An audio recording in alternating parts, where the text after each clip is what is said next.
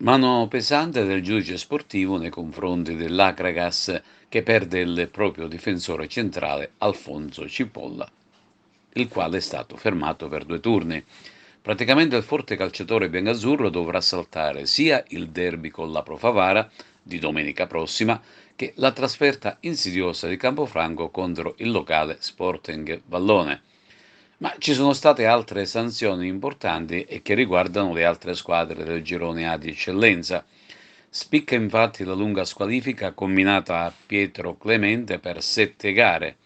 Squalificato anche per 4 gare il calciatore dell'Oratorio San Giro e Giorgio Alessandro Manfrè.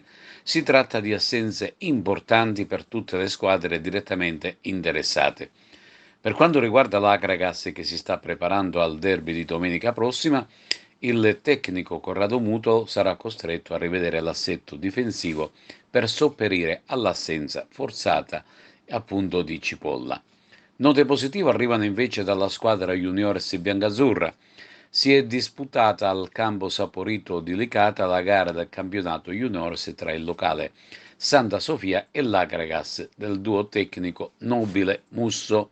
È stata una gara molto vivace grazie alla predisposizione tecnico-tattica di entrambe le compagini che hanno messo in mostra delle buone individualità.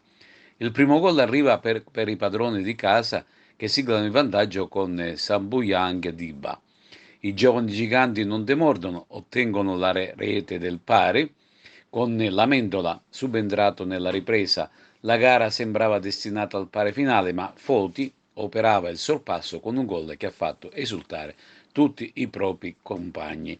Da sottolineare l'ottima ospitalità operata dalla locale società licatese del Santa Sofia.